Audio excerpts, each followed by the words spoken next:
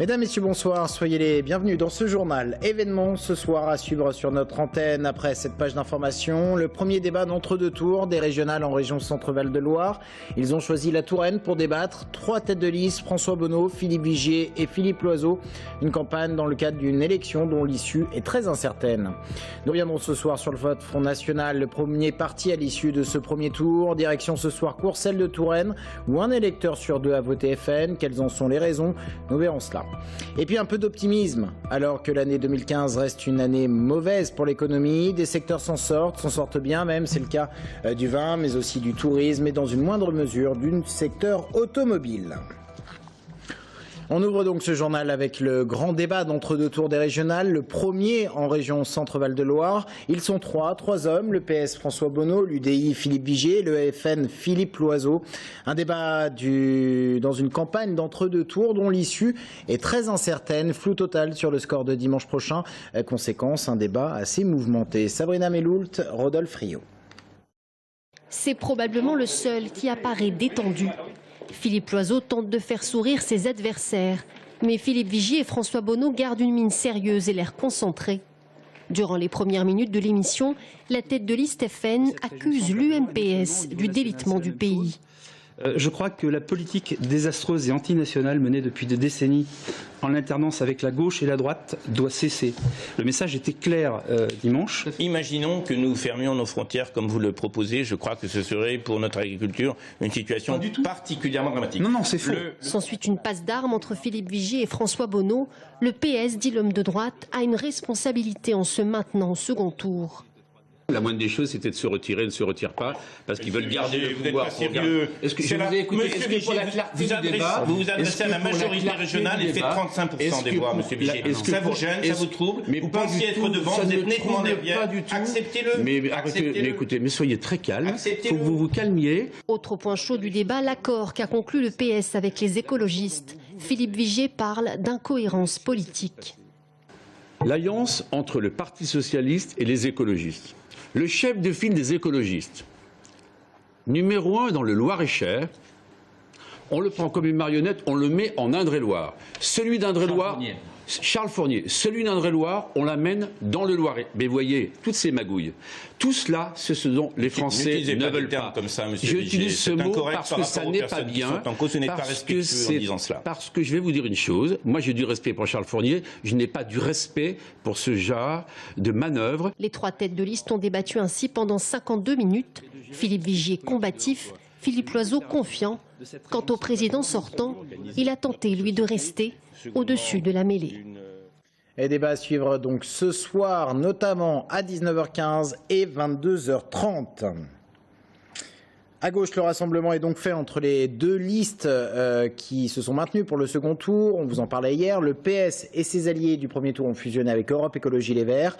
Accord conclu hier entre François Bonneau et Charles Fournier, le chef de file des Verts. Les écologistes qui intègrent donc la liste de François Bonneau. Ils sont 19 en tout, mais 9 en position éligible en cas de victoire. Charles Fournier est au micro de Romain Delville.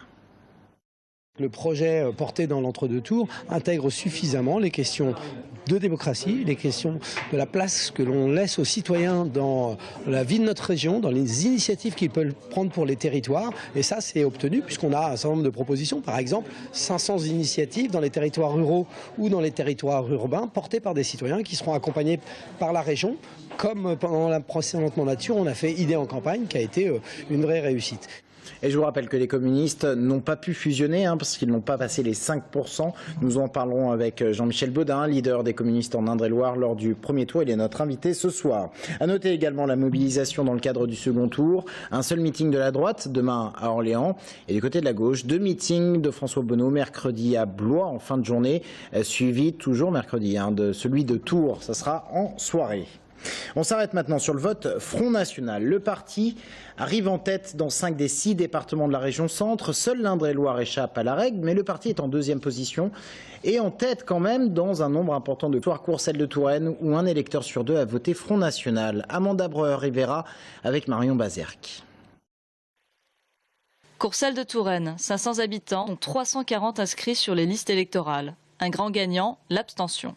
Myriam tient le bar sur la place du village. Elle n'a pas voté au premier tour, mais compte y aller au second.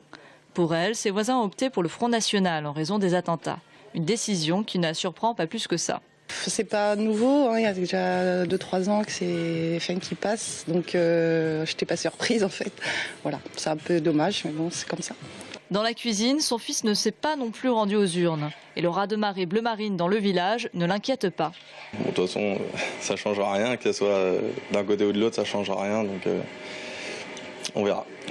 La plupart de nos interlocuteurs semblent désabusés de la politique.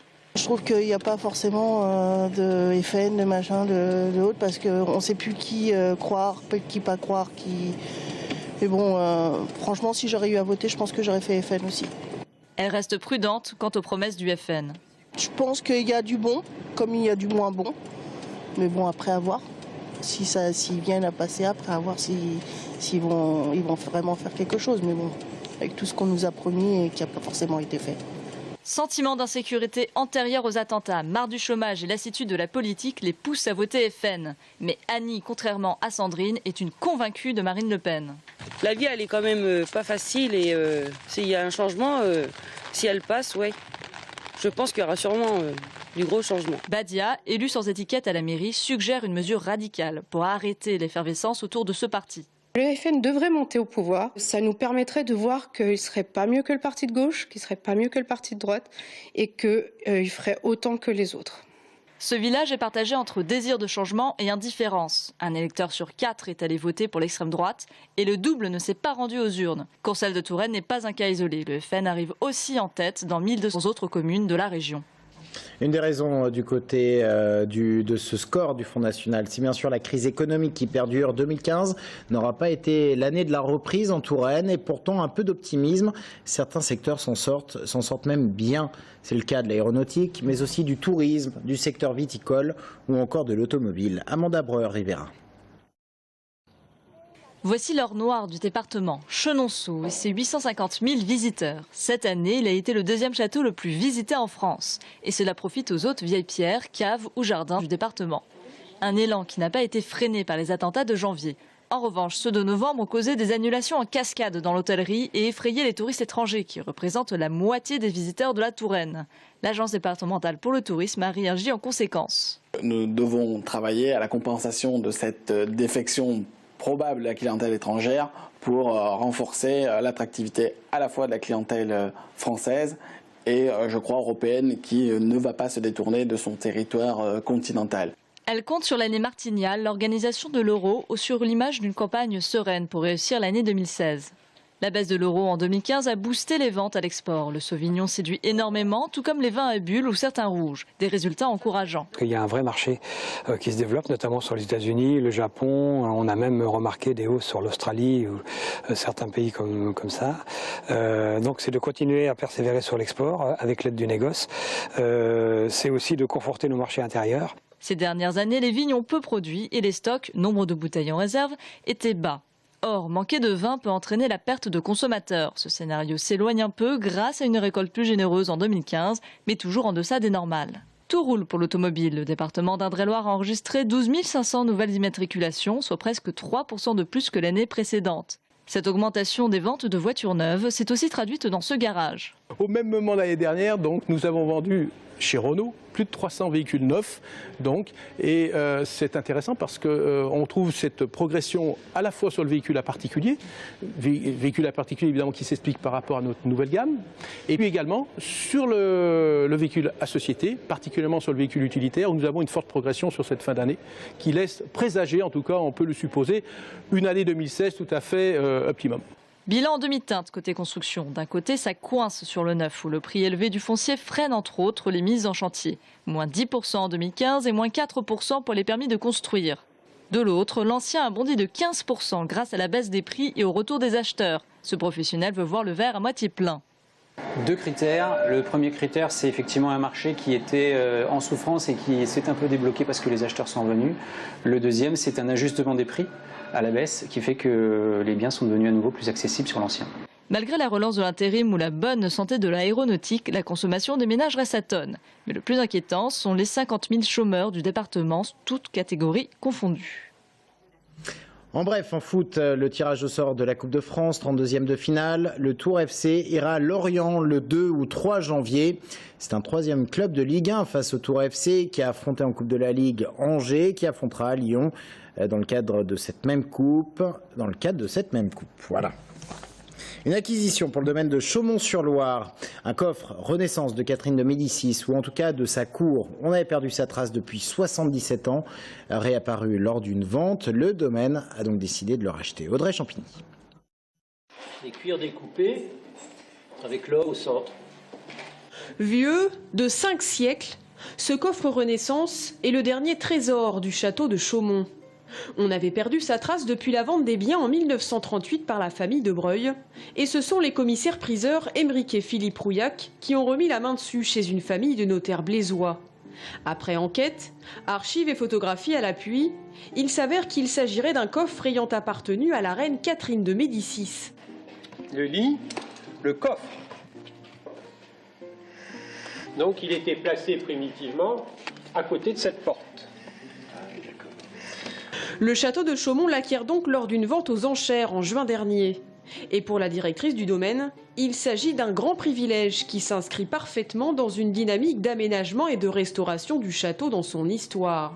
C'est un très beau coffre et donc dans des ventes comme celle-là, il peut y avoir des propriétaires français ou étrangers qui sont extrêmement intéressés et un coffre comme celui-ci aurait pu échapper au château de Chaumont-sur-Loire.